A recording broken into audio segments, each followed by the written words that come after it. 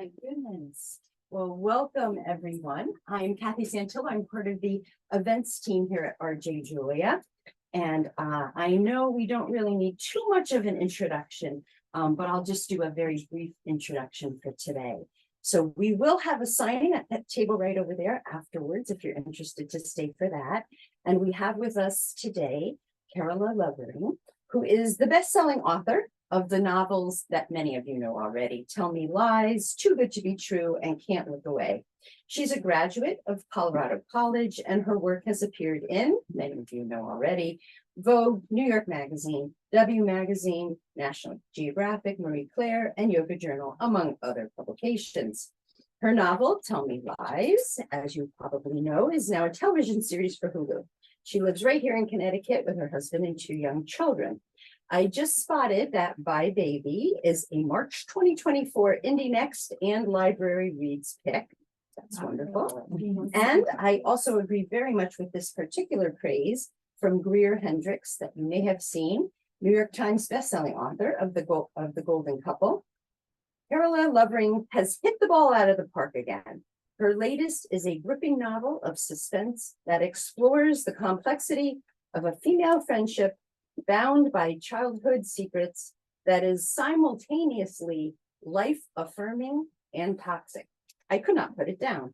So let's get ready to hear directly from Carola this evening. Thankfully, we will have time for Q&A. If you happen to have your cell phone, make sure that's silenced and get your questions ready. Please, let's welcome Carola Lovering.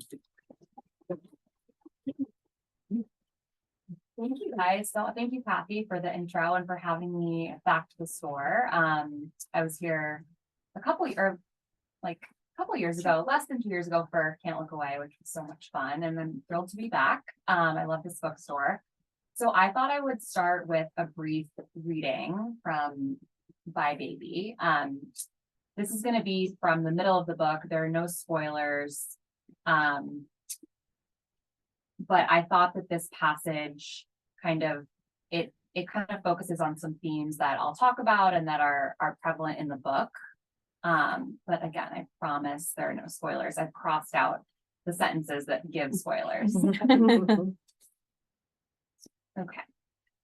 And the context of this is told from Billy's perspective. So the book alternates perspectives between Billy and Cassie, who are the 2 main characters. And this is from Billy's point of view when she is on the way home from visiting her old friend from college who has 2 kids. Esme falls asleep on the way back to the city, her cheek smashed against the window.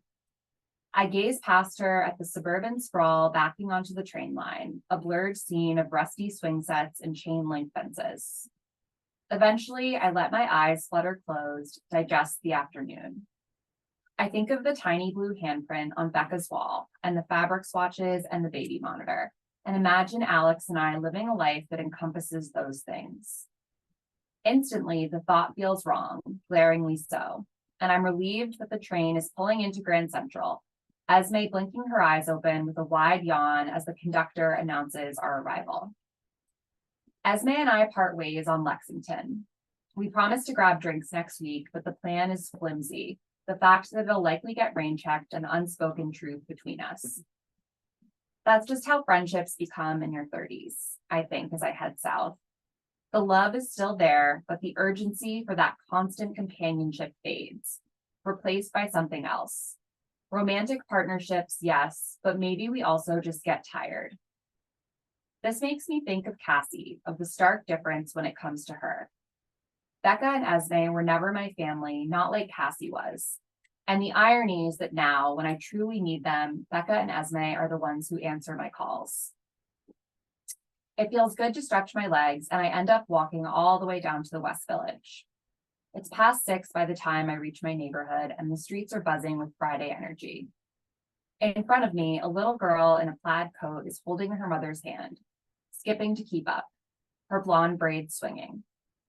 For some reason, the sight makes me think of what Cassie used to say about maternal instinct whenever I would express my hunch that it was something I lacked. She told me it would come, that it was probably delayed because of my parents' divorce and the trauma of Wade. but that one day it would just appear and take hold of me forever, an inexplicable, everlasting purpose that I'd know in the marrow of my bones. But I'm 35 years old. I've been waiting, and this instinct hasn't arrived. I watch the girl and her mother, and my heart feels full, just like it did watching Becca and Mac this afternoon. But my heart feels for them, not for me. I appreciate motherhood. I respect it. God, I respect it. But I don't want it for myself.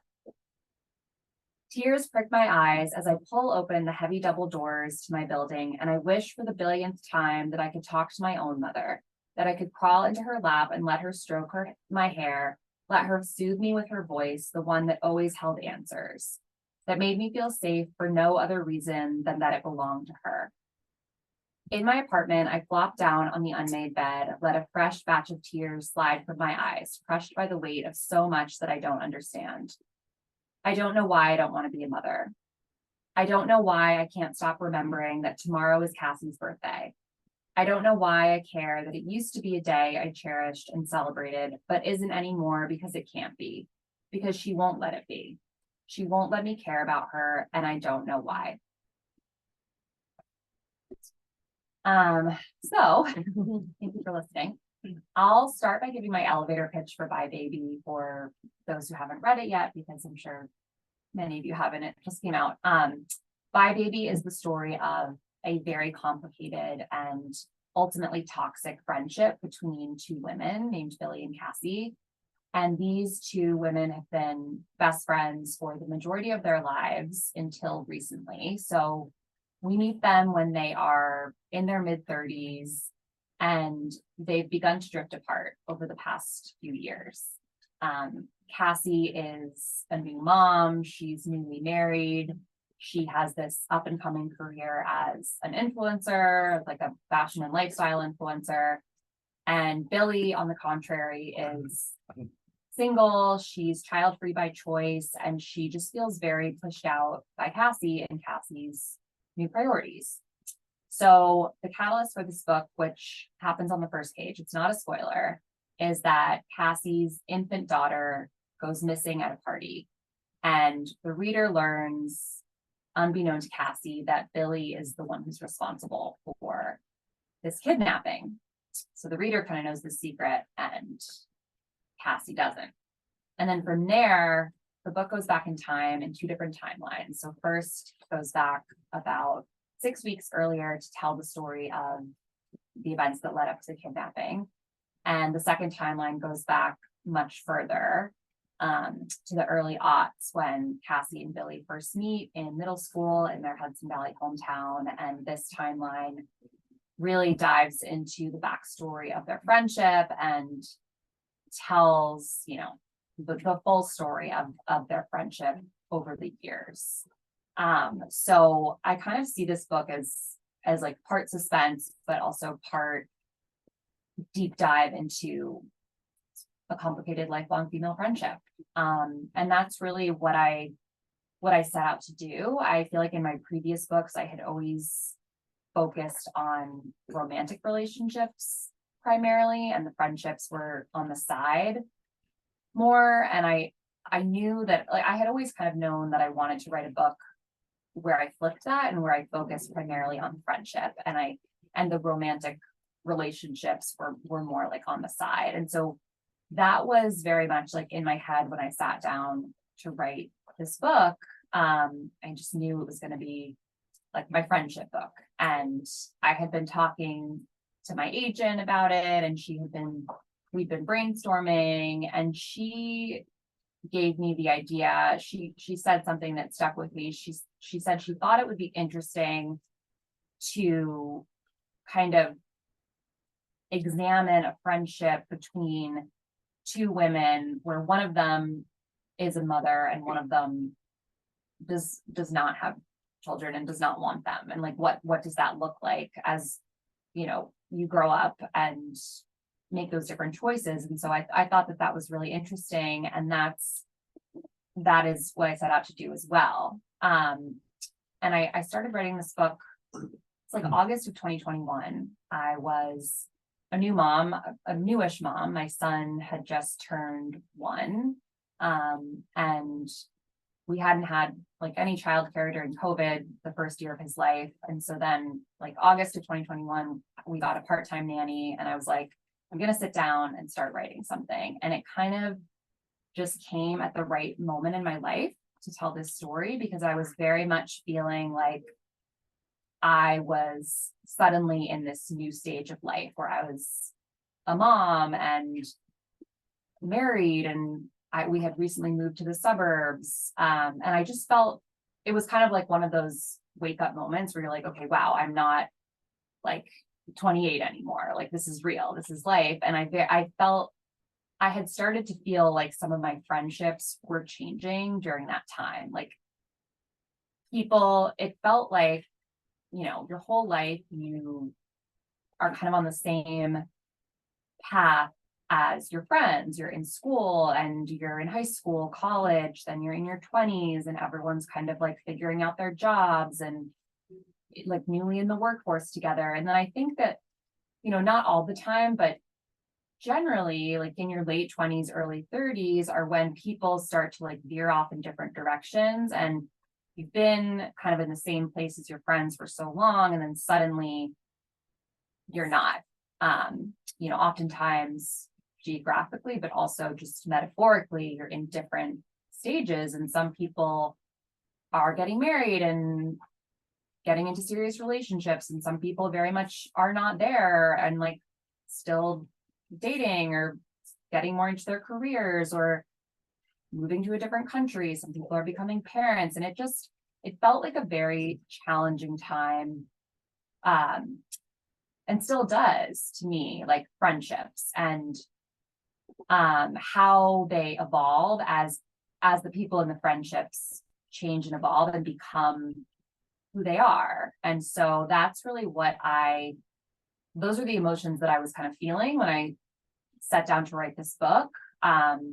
And so Billy and Cassie are kind of an example of two friends that have been very close for most of their lives. And then they reach, you know, around age 30 or early 30s is when they start to drift apart. And I wanted to kind of examine that, and what does that look like? What does it look like for two childhood friends to suddenly find that they've grown apart?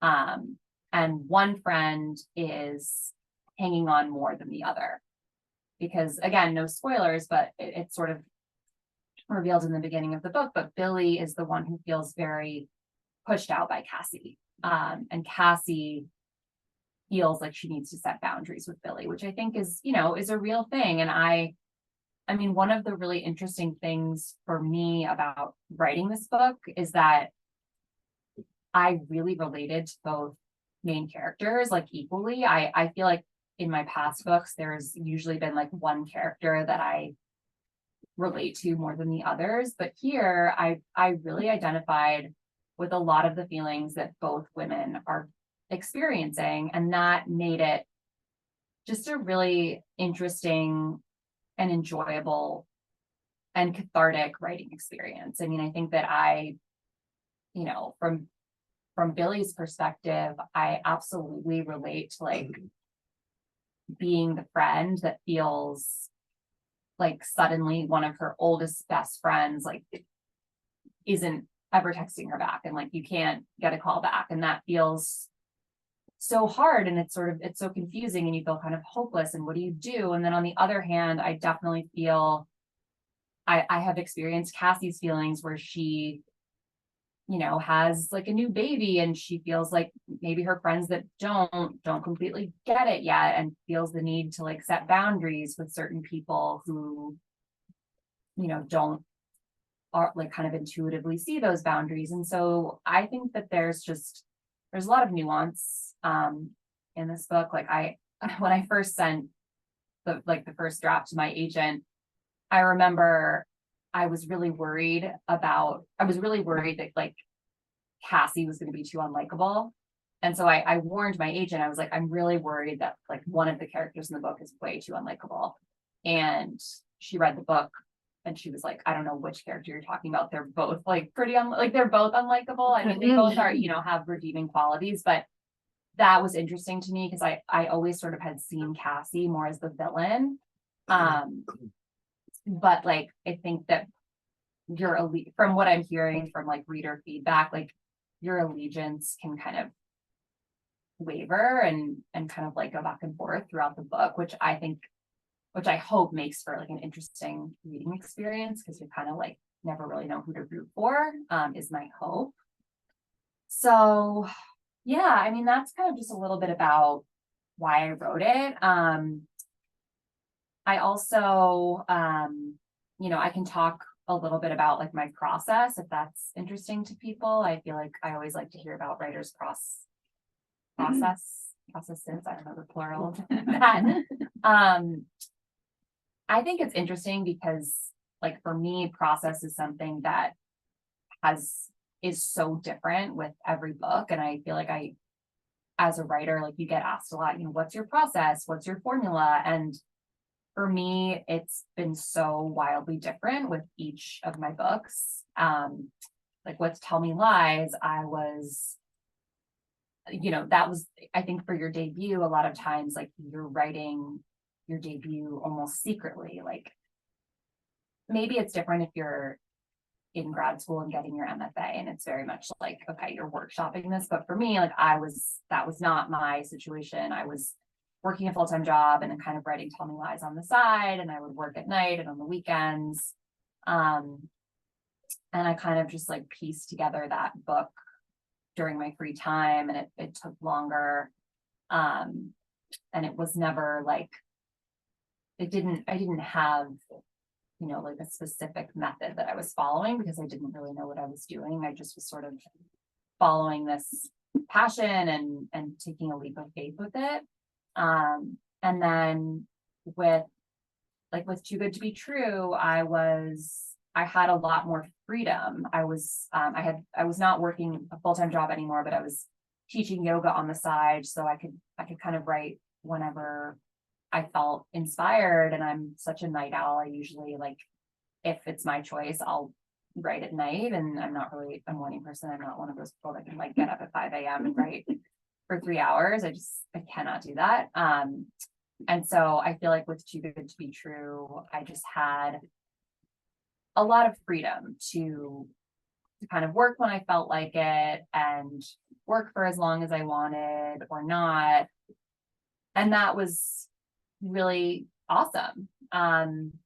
That's kind of when it wasn't right away during writing that book, but I think it was after I sold it, I was able to like really say to myself, okay, I'm gonna give this, like being an author, a shot, like as a full-time job. And then with Can't Look Away, I wrote that book during the pandemic. So again, like I also had a lot of free time because it was COVID and, nothing was happening. I was pregnant when I wrote that book. And so I sort of felt like my son's due date was my deadline. And that made the process really different because I did feel like I very much had a deadline.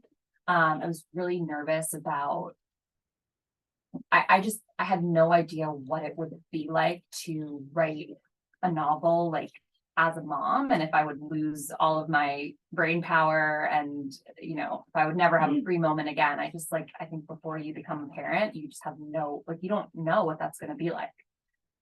So a lot of free time, but had this very definite deadline. And then with Bye Baby,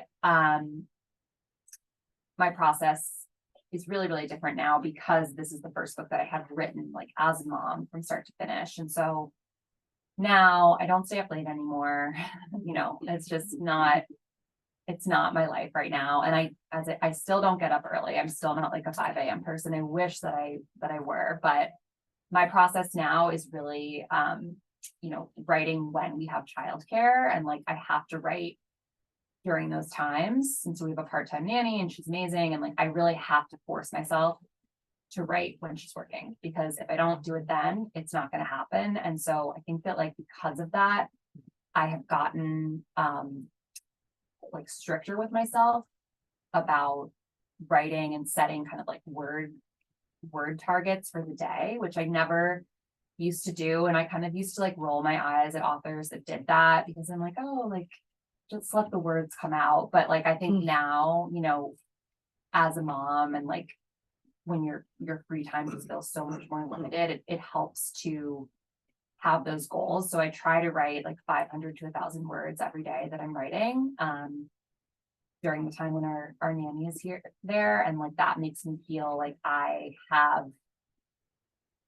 kind of making progress every day, even if it's not a lot, and even if the process is kind of slowed down, which it totally has, like that makes me feel like I've achieved my goal for the day. And it makes it feel just more like you're kind of clocking in and out of work, because I think like with kids, you sort of have to turn your brain off and like shift into mom mode. And I think as a writer, like that was a wake-up call for me, because as a writer, like you're always kind of thinking about the project, and I'm not really able to do that anymore. Like I'm not able to sort of like stop writing for the day, but still be thinking about the characters. It's very much like, okay, I'm done writing for the day, and like toddlers are going to be screaming at me, and like I'm not gonna be thinking about these characters. So yeah, it's totally changed, and but I think I feel really lucky that I'm able to do it. I think it lends itself really well to having young kids, because it is so flexible. But yeah, I really, really loved writing this book. It honestly, it kind of poured out of me, like in a way that nothing has since Tell Me Lies. It just came from a very personal place. I think friendship, female friendship, not female friendship, but any friendship is just so complicated, and the question sort of like of loyalty and what do you owe your oldest friends, even if you grow apart. Those were questions that I really was thinking about and still think about a lot, and was thinking about it as I wrote, and that I don't think I've necessarily like come to an answer, but I think that, writing this book, it really was like a real soul searching project. And I am really excited about it, and I hope that everyone loves it or enjoys it or likes it. I don't know, should we do questions? That would be wonderful. So if you have questions, comments, anything you'd like to mention? I will, yes, please. When you write, do you have like an outline or plan, or do you just unfold as you go? That's a great question. So I usually like start with more of an idea in my head, and I'll kind of like, I almost think of it in my head as like as rolling a snowball to like make a snowman. Like I'll start with something and just sort of see if I could start it. And then once I have like maybe a chapter, then I'll write like a brief outline of kind of like where I want to go with it.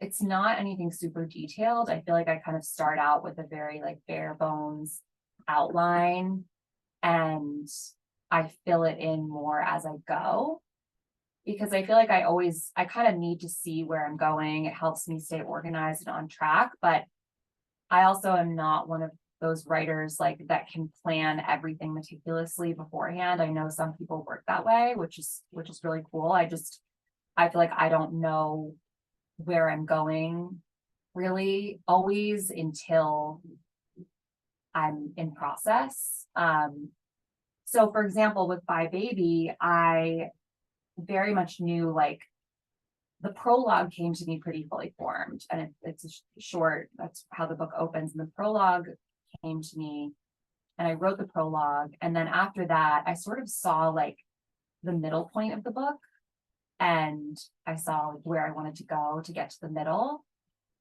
but I didn't know what the second half of the book would be. But I felt so like sure about the first half that I just kind of like wrote that and was like, I'll write the first half, and then like I'll figure out the second half.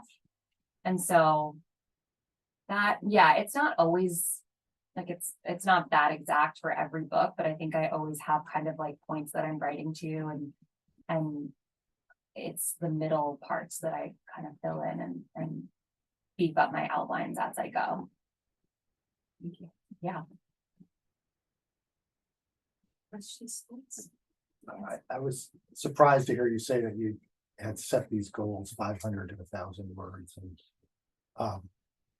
But I guess, I mean, I can see how that makes sense, that discipline. Did you ever run into the proverbial writer's block and didn't produce for days on end? And then what did you do?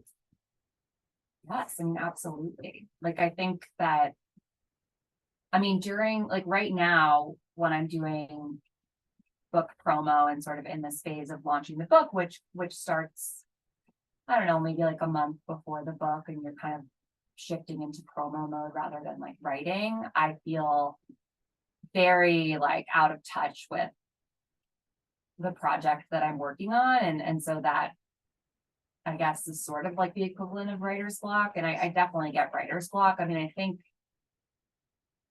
what I've learned about writer's block is that it helps just to like get something out. I mean, even if you know that it's terrible and you know that it's going to change, and even if it's like, you know, I definitely have days where I'm like, I mean, I try to hit 500 words, which isn't that many. I mean, that's like a long email, but there are days when, you know, I'm like, I know that I can't get there, but I'm at least going to try to get like 100 words or 50, like just getting something out is better than nothing. And that kind of like keeps the movement forward. So I think like the blank page is just so terrifying, you know? And I think that if you can get even something out, it's gonna work to unblock you slowly, even if it takes like a few days or weeks of just like getting those shorter bits out.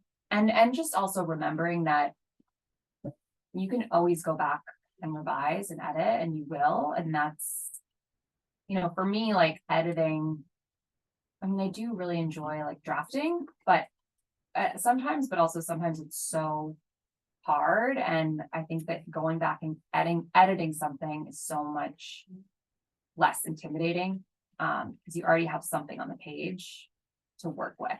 So it just feels less scary. And so just keeping like that reminder of you know, Anne Lamott in her book Bird by Bird, which is like such a great manual on writing. She has this chapter called Shitty First Drafts, and it's basically just about how first drafts are shitty always, and like that's the point of them, and you have to write a shitty first draft in order to make it good and make it shine.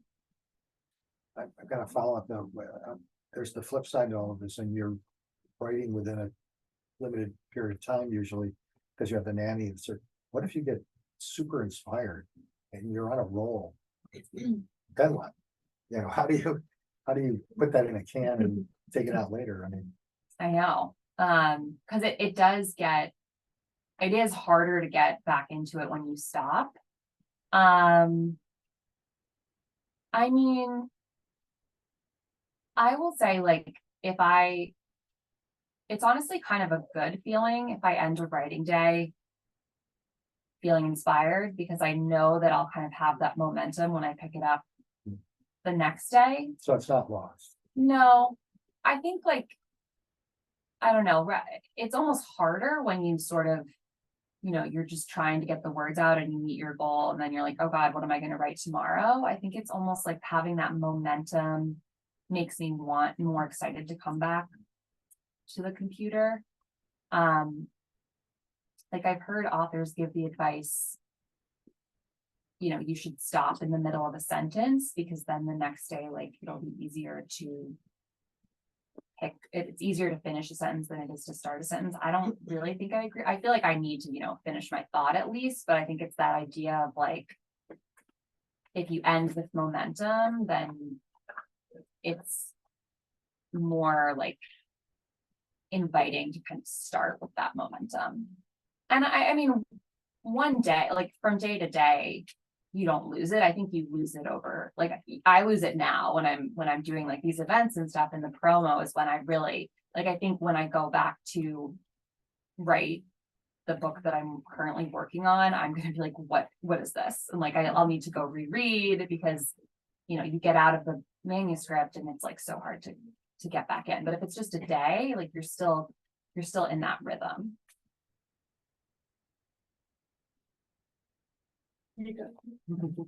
What did you go to school for writing, and what was your full-time job that you had with Tell Me Lies? Did it have anything to do with writing? So no, so my job, I did not go to school for writing, to answer your question. I was an English major in college, and towards the end of college, I started to kind of like wish that I had I was an English major, but I wished that I had like declared a concentration in creative writing, but it was just too late at that point. But I had always loved writing and reading, and I knew that I wanted to do something in that world. And so I applied for a bunch of jobs in the publishing industry, in like book and magazine publishing, back in like 2011. And those jobs were, and they might still be. I mean, I know magazines have sort of like gone out the window, but those jobs were so competitive. I didn't get any of them, and I just needed a job. And the first job that I did get was as an assistant at a PR firm. So I thought like I thought that might be a job where I could do writing, like even if it's, pitching.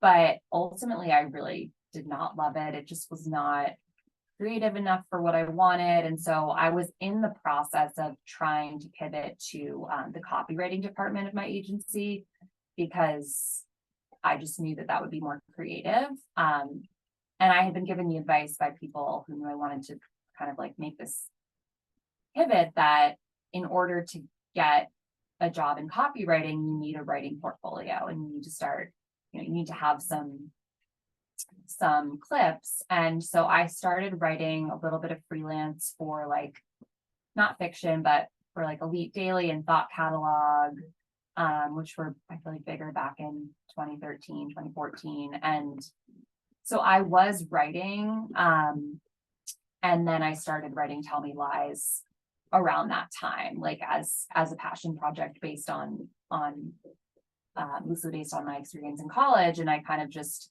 once I started that book, it just kind of snowballed, and I was really inspired. But I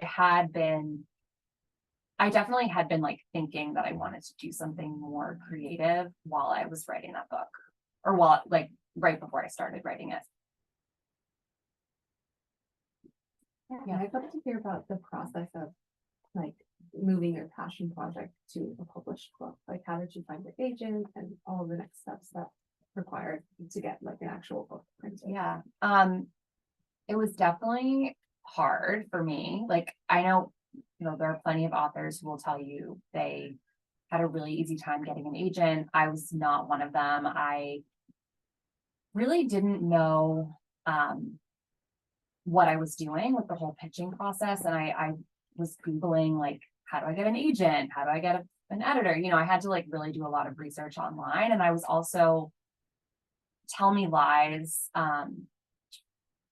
is such a like personal book to me. And I think I had a lot of like anxiety about that when I wrote it. It wasn't something I was publicizing. Like, my friends and family knew that I was writing it, but I was just I was still being pretty secretive about it, because, it is loosely based on where I went to college and experiences that I had in college. And so I really just, like, my mistake, I think, with trying to find an agent was that I pitched so many agents. I feel like I pitched literally every agent that exists.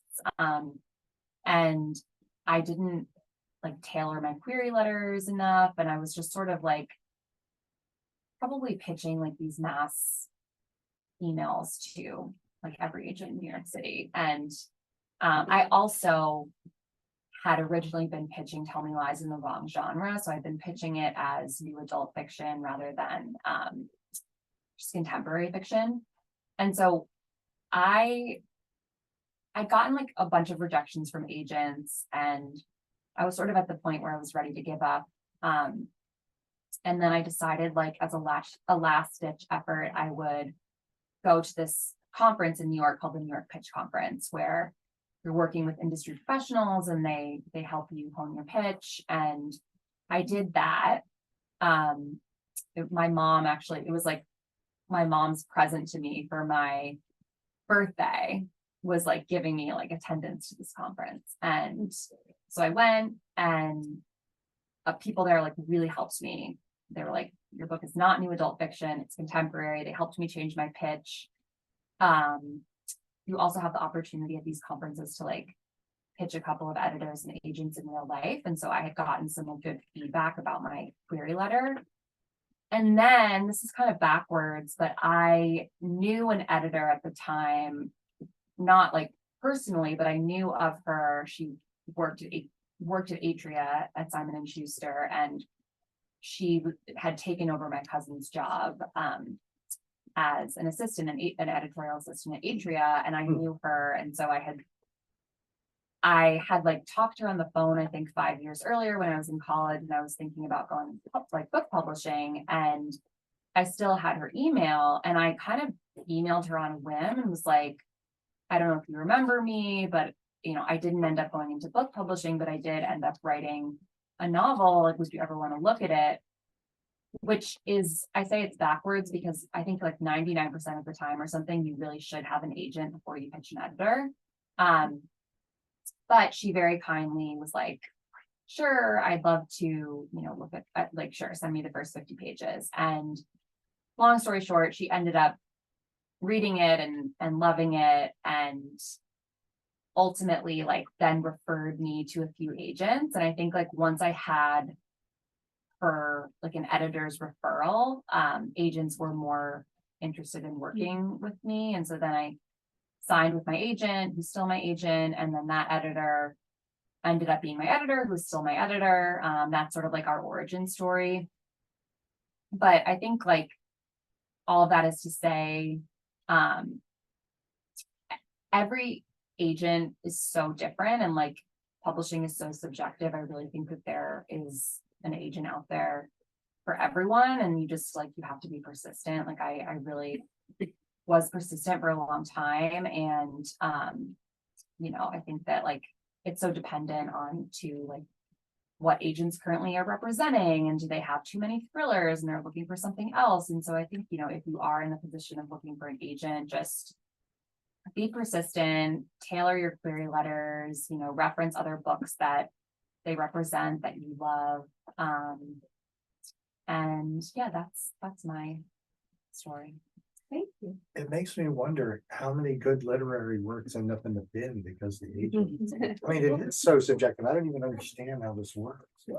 I know. I mean, publishing is very random, and I feel like my agent still says this to me. She's like, yeah, we have no idea why the books that like are, catch fire and hit all the bestseller lists. We have no idea why that happens. And I'm like, okay, well, that's reassuring. A writer. It is, I think there's just a lot of like randomness. But I do think, if you're persistent and, use any connections you have and just try to write the best book possible. Like, How many people end up self-publishing because they get rejected and then it becomes a success? Do you have any idea what the stats are on that? I don't know. Yeah. Do you, Kathy? Yeah. Yeah, I don't know. I mean, it definitely happens. And authors start out self-publishing and then transition. There's lots of stories. Right. I think like Colleen Hoover might have started out self-publishing. Yeah, she did. And now she's Colleen Hoover. Final question. Yeah, it's fine. You're one of our favorite authors, and I'm just wondering who one of your favorite authors is. Oh, that's a great question.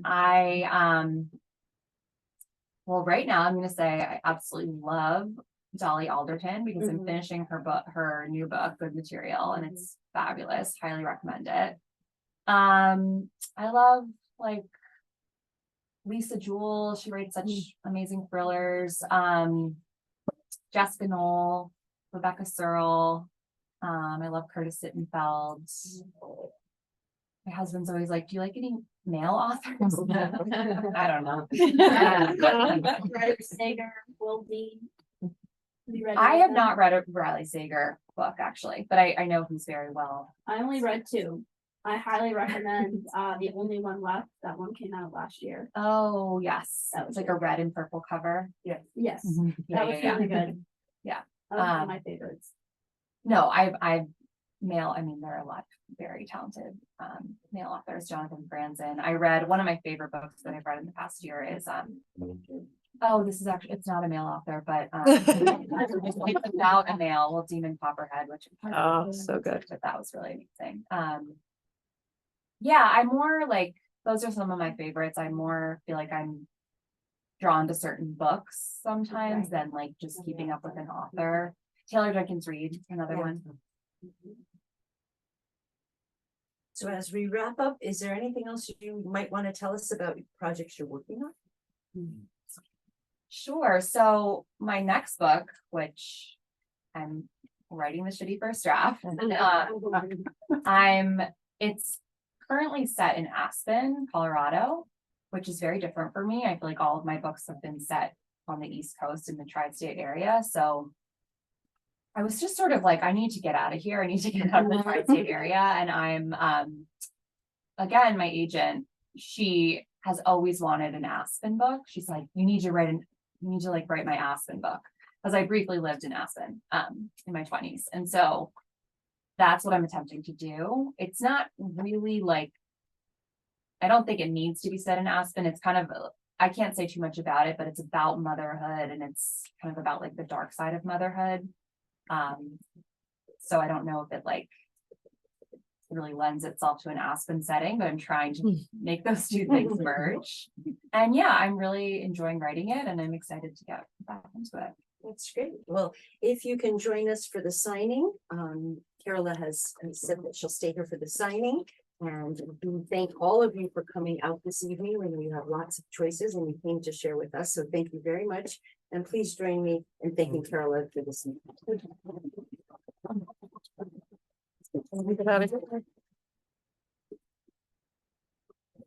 you so much. It's